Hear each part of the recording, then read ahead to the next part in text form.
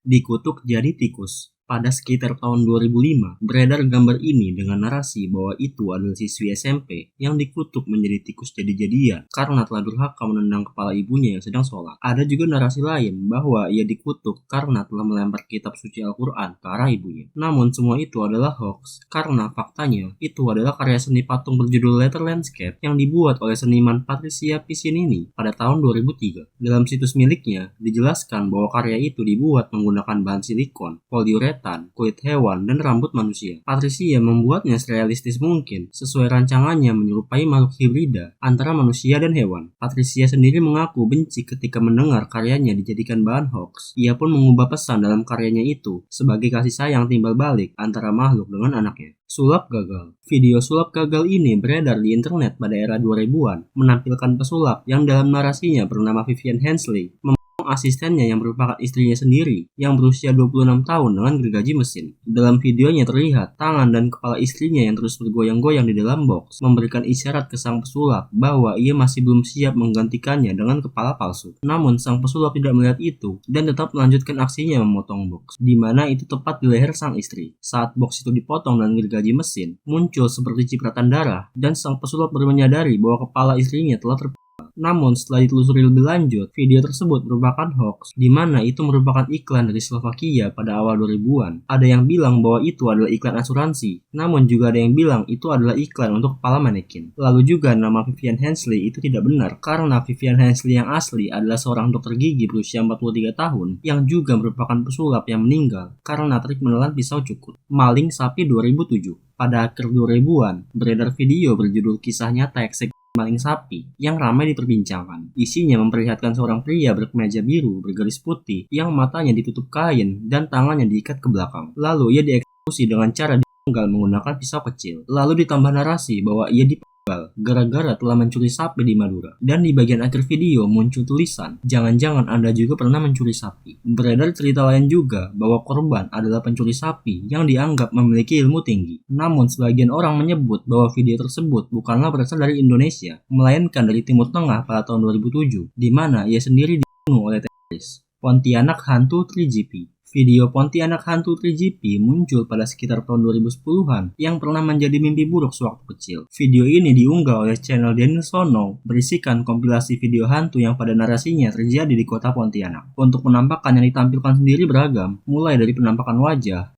kaki yang melayang, benda bergerak sendiri, penampakan Pontianak, manusia tanpa kepala, makhluk yang tidak diketahui, bayangan yang bergerak, dan penampakan lainnya yang terlihat jelas. Dalam videonya ditambahkan juga efek musik seram yang menambah kesan video menjadi lebih mengerikan. Anak kecil menari dengan malaikat. Little Dancing Girl adalah video jebakan yang beredar sejak sekitar 2010. Di Indonesia, video ini dikenal dengan judul Bocah Kecil Menari dengan Malaikat, tiba-tiba ada penampakan, dan berdurasi 27 detik. Narasi yang menyertainya menyebutkan seorang bocah balet kecil menari bersama malaikat yang selalu mendampinginya. Awal video menampilkan ruangan kecil dengan televisi berlayar statis. Seorang anak perempuan memakai gaun krem dengan beanie hitam keluar dari ruangan gelap, lalu menari pelan mengikuti musik piano yang lembut. Namun pada detik ke-18, saat suasana terlihat tenang dan anak itu keluar dari kamera, tiba-tiba muncul sosok wanita berwarna merah dengan wajah rusak, mata menyala putih, sambil berteriak keras dengan suara terdistorsi. Efek suara jeritan itu diketahui berasal dari pustaka efek suara The Hollywood Edge, lalu dimodifikasi agar lebih mengejutkan. YouTuber bernama Toby Pasta pernah menawarkan bounty $100 bagi siapapun yang bisa menemukan pembuat asli video tersebut.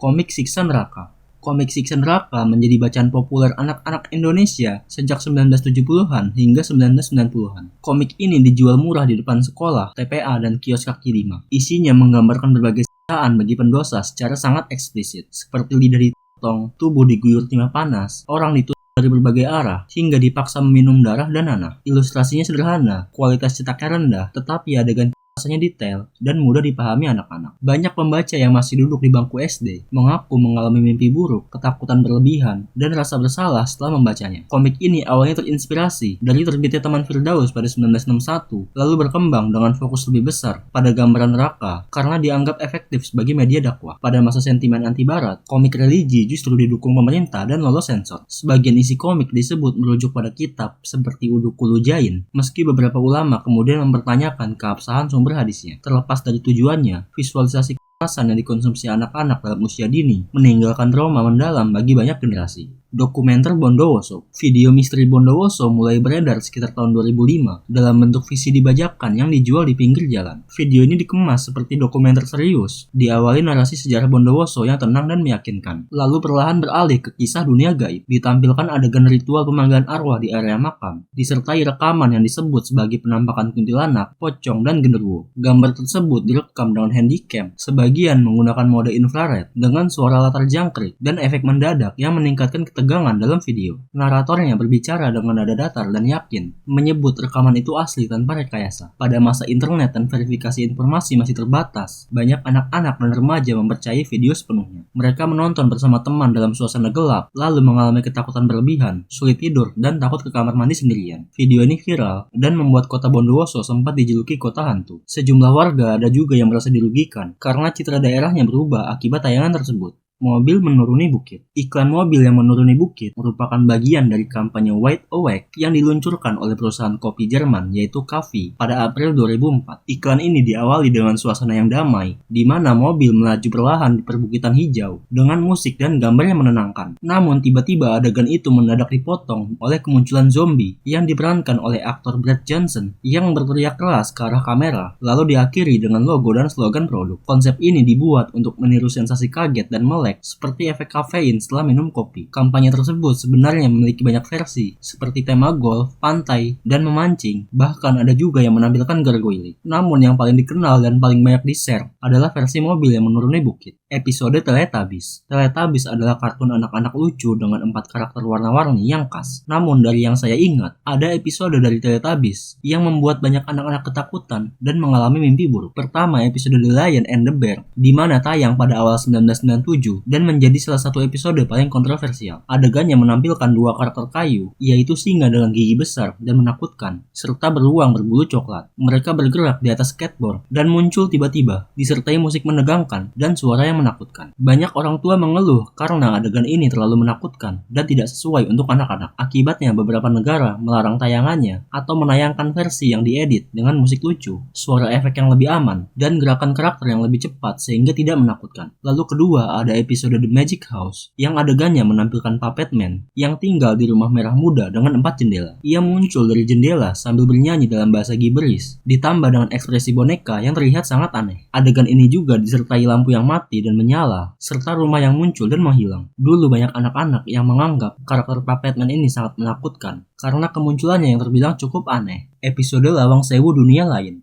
Episode 85 Lawang Sewu dari reality show Dunia Lain menjadi salah satu tayangan uji nyali paling fenomenal di Indonesia. Acara ini tayang pada periode 2002 sampai 2004, menampilkan segmen di mana peserta harus bertahan semalam di lokasi angker. Lawang Sewu di Semarang dipilih karena reputasinya yang sudah terkenal menakutkan, dengan ribuan pintu dan sejarah panjang bangunan. Pada episode ini, terlihat jelas sosok wanita berjubah putih yang diyakini sebagai kuntilanak. Penampakan tersebut begitu nyata, hingga peserta menyerah dan menghentikan uji nyali. Rumor mengatakan peserta dalam video meninggal tragis setelah uji nyali dilakukan. Namun hal ini dibantah oleh pembawa acara Hari Panca yang menyatakan bahwa itu adalah hoax.